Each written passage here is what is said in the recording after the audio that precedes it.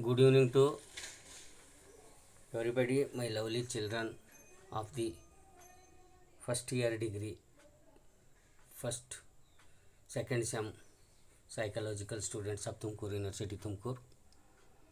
So, myself is Jagdevappa, Assistant Professor of Psychology, Government First Grade College, Tiputur, Tumkur district. So, today we are discussing about the types of motivation which are physiological motives as hunger. So today in last session we have discussed about the nature of meaning and nature of motivation, homeostasis, motivational cycle, types of motivation, physiological motives in brief. So today we are discussing about the hunger motives, hunger.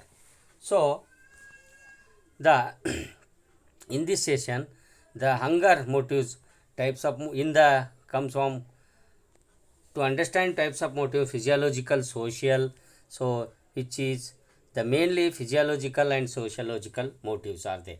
So physiological means biological motives are called as physiological motives. These motives are essential for the survival of the organism. Such motives are triggered when there is imbalancement in the body. The body always tends to maintain a state of equilibrium called homeostasis in many of its internal physiological process. So, the types of motivation in the first part, first classification of motivation is physiological motives or biological motives or biogenic motives or primary motives or basic motives, whatever it may be, we are called as like this: physiological, biological, biogenic, primary, basic motives. In the physiological motives, hunger is the motive. Hunger is the motive. If you are motivated to eat, if you are motivated to eat, if you are motivated to eat by external cues, external cues, external cues such as stress, smell, or just the fact that food is in front of you, then you are an external. If you are more motivated to eat by internal cues, empty stomach, feelings of hunger, then you are an internal. A craving or a urgent need for food or a specific nutrient. An uneasy sensation occasioned by lack of food. The small meal was not enough to satisfy his or her hunger. A weekend condition, a weekend condition brought about by prolonged lack of food died of hunger. In the United States and other high income countries, hunger is mainly caused by poverty that results from a lack of jobs or because jobs pay too little. Hunger rates rise then the national or local economy is in a slump. So here, according to the UN hunger report, hunger is the term used to define periods when population are experiencing severe food insecurity, meaning that they go for entire days without eating due to lack of money, lack of access to food or other resources. Hunger rates are rise then the natural or local economy is in slump. According to UN hunger report, hunger is the term used to define periods when population are expressing severe food insecurity, meaning that they go for entire days without eating due to lack of money, lack of access to food or other resources.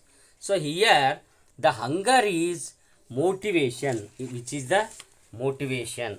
So here the biological motives in general, the belief is that we feel hungry when there is no food in the stomach. Hunger pains caused by the contracts of stomach are taken as a hunger signal, but clinical classified to study the role of the stomach. Walter Cannon trained a subject to shallow definition deflated balloon. This had a rubber tube attached to it. The balloon in the stomach was inflated through the rubber tube. The other end of the tube was connected a kyphograph. This is a recording mechanism that marked each spasm of the stomach muscles. The subject reported strong hunger punks when the contractions were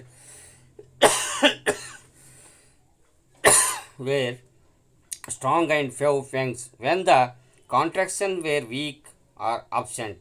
The result of the experiment supported the idea that hunger punks are related to stomach movements. However, it did not clarify what caused hunger. The physiological cause of hunger lies in the chemical composition of the blood and the hypothalamus, which is a structure in the brain.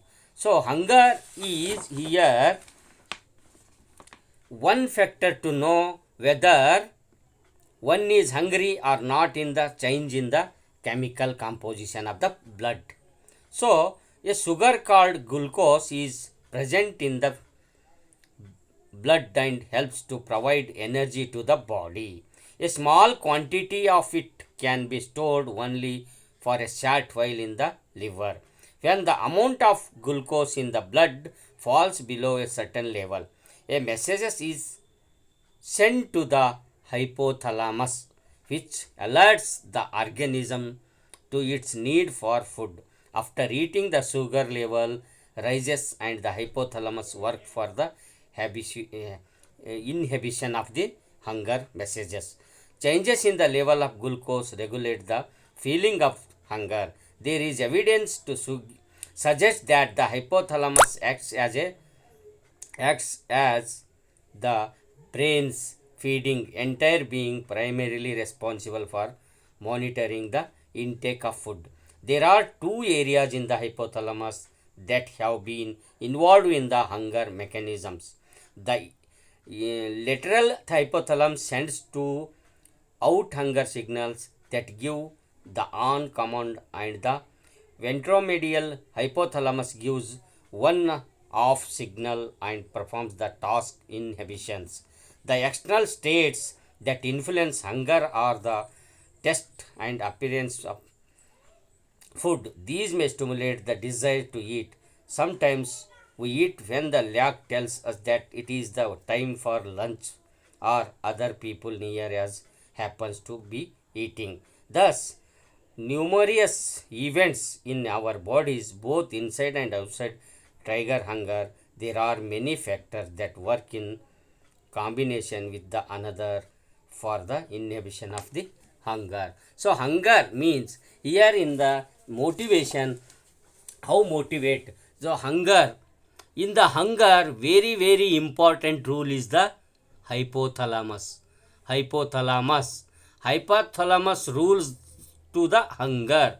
Hypothalamus rules to the hunger, which is the hunger physiological motivation. It is the physiological motivation. Oh, there is a important role of hunger in the hypothalamus. Through hypothalamus we motivate. Hypothalamus role is very important in the hunger. So in Kannada what we telling is ಅಭಿಪ್ರೇರಣೆ ಅಂತಕ್ಕಂಥದ್ದು ಮುಖ್ಯವಾಗಿ ಎರಡು ಭಾಗವಾಗಿ ನಾವು ವಿಂಗಡಣೆ ಮಾಡಿದಾಗ, ಮೊದಲನೇದು ಮೂಲಭೂತವಾದಂಥ ಅಭಿಪ್ರೇರಣೆ ಆಗಿರ್ಬೋದು, ಶಾರೀರಿಕ ಅಭಿಪ್ರೇರಣೆ ಆಗಿರ್ಬೋದು, ಪ್ರಾಥಮಿಕ ಅಭಿಪ್ರೇರಣೆ ಆಗಿರ್ಬೋದು, ಜೈವಿಕ ಅಭಿಪ್ರೇರಣೆ ಆಗಿರ್ಬೋದು, ಅಲ್ವಾ? ಈ ಎಲ್ಲವನ್ನು ಸೇರಿ ಇದರಲ್ಲಿ ಬರ್ತಕ್ಕಂಥದ್ದು ಹಸಿವು, ಬಾಯಾರಿಕೆ ಮುಂತಾದವುಗಳು. ಸೊ ಈ ಎರಡು ವಿಂಗಡಣೆಯಲ್ಲಿ ನಾವು ನೋಡ್ತಕ್ಕಂಥದ್ದು ಹಸಿವಿನ ಅಭಿಪ್ರೇರಣೆ. ಹಸಿವು ಪ್ರಮುಖವಾದ ಮೂಲ ಪ್ರೇರಣೆ. ಹಸಿವೆಂಬುದು ಇರದಿದ್ದರೆ ಮನುಷ್ಯ ಭವಿಷ್ಯ ಏನನ್ನೂ ಸಾಧಿಸುತ್ತಿರಲಿಲ್ಲ. ಮಾನವನ ವಿವಿಧ ಸಾಧನೆಗಳಿಗೆ ಮೂಲ ಕಾರಣ ಹಸಿವು. ಸೊ ಇದರ ಮಹತ್ವ ಎಲ್ಲರೂ ಮಾಡುವುದು ಹೊಟ್ಟೆಗಾಗಿ ಗೇಣು ಬಟ್ಟೆಗಾಗಿ ಎಂಬ ಒಂದು ಗಾದೆ ಮಾತೆ ಇದೆ. ಈ ದಾಸರ ನುಡಿಯನ್ನು ನಮಗೆ ಇಲ್ಲಿ ಜ್ಞಾಪಿಸಿಕೊಳ್ಳಬೇಕಾಗುತ್ತದೆ ಎಂದು. ಫ್ರಾನ್ಸ್ನಲ್ಲಿ ಬ್ರೆಡ್ ಆಹಾರಕ್ಕಾಗಿ ಆರಂಭವಾದ ಹೋರಾಟ ಫ್ರೆಂಚ್ ಕ್ರಾಂತಿಗೆ ನಾಂದಿಯಾಯಿತು. ಜಗತ್ತಿನ ಅಭಿವೃದ್ಧಿ ಹೊಂದುತ್ತಿರುವ ರಾಷ್ಟ್ರಗಳ ದೊಡ್ಡ ಸವಾಲೆಂದರೆ ಜನರು ತನ್ನ ಹೊಟ್ಟೆ ತುಂಬಿಸುವುದು, ಅಂದರೆ ಹಸಿವು ನೀಗಿಸುವುದು ಅಂತಾರೆ. ಇಂದಿಗೂ ಅನೇಕ ರಾಷ್ಟ್ರಗಳು ಸವಾಲನ್ನು ಎದುರಿಸ್ತಾ ಇದ್ದಾವೆ. ಹಸಿವು ಎಂಬ ಮೂಲ ಪ್ರೇರಣೆ ಕಾರಣ ಅಂತ ನಾವು ಹೇಳಬಹುದು. ಅಂದರೆ ಇಲ್ಲಿ ಹಸಿವು ಹೇಗೆ ಉಂಟಾಗುತ್ತದೆ ಎಂಬುದು. ಹಸಿವಿಗೆ ಪ್ರಮುಖ ಕಾರಣ ಏನೆಂದರೆ ಖಾಲಿ ಹೊಟ್ಟೆಯಿಂದ ಇರುವುದು, ಎಂಟಿ ಸ್ಟಮಕ್. ಆಮೇಲೆ ರಕ್ತದ ಸಕ್ಕರೆ ಪ್ರಮಾಣದಲ್ಲಿ ಇಳಿಮುಖವಾಗುವುದರಿಂದ ಹಸಿವು ಉಂಟಾಗುತ್ತದೆ. ಹೊಟ್ಟೆ ಖಾಲಿ ಇದ್ದಾಗ ಹಸಿವು ಉಂಟಾಗುತ್ತದೆ ಎಂಬುದು ಸಾಮಾನ್ಯ ನಂಬಿಕೆ. ಜಠರ ಸಂಕಲನವೇ ಹಸಿವಾದಾಗ ಹಸಿವಾಗಿದೆ ಎಂಬುದರ ಸೂಚನೆ ಪರಿಗಣ. ವಾಲ್ಟರ್ ಕ್ಯಾನನ್ ಜಠರ ಸಂಕಲನ ಮತ್ತು ಹಸಿವಿನ ಸೋಲಿನ ನಡುವಿನ ಸಂಬಂಧವನ್ನು ಅಧ್ಯಯನ ಮಾಡಲು ಒಂದು ಪ್ರಯೋಗ ನಡೆಸಿದನು. ಅವನು ಖಾಲಿ ಹೊಟ್ಟೆ ಇರುವ ವ್ಯಕ್ತಿಗೆ ಒಂದು ಬಲೂನ್ ನುಂಗುವ ತರಬೇತಿ ನೀಡಿದನು. ನಂತರ ಬಲೂನಿಗೆ ಒಂದು ರಬ್ಬರ್ ಕೊಳವೆ ಅಳವಡಿಸಿ ನುಂಗಿಸಿದನು. ರಬ್ಬರ್ ಕೊಳವೆಯ ಮೂಲಕ ಬಲೂನ್ಗೆ ಗಾಳಿ ತುಂಬಿಸಿದನು ಮತ್ತು ರಬ್ಬರ್ ನಾಳದ ಇನ್ನೊಂದು ತುದಿಯನ್ನು ಕೈಮೋಗ್ರಾಫ್ ಯಂತ್ರಕ್ಕೆ ಅಳವಡಿಸಿದನು. ಕೈಮೋಗ್ರಾಫ್ ಯಂತ್ರವು ಜಠರ ಸಂಕುಚನದ ಪ್ರತಿ ಸಂಕುಚನವನ್ನು ದಾಖಲ ಮಾಡಿಕೊಳ್ಳುತ್ತಿತ್ತು.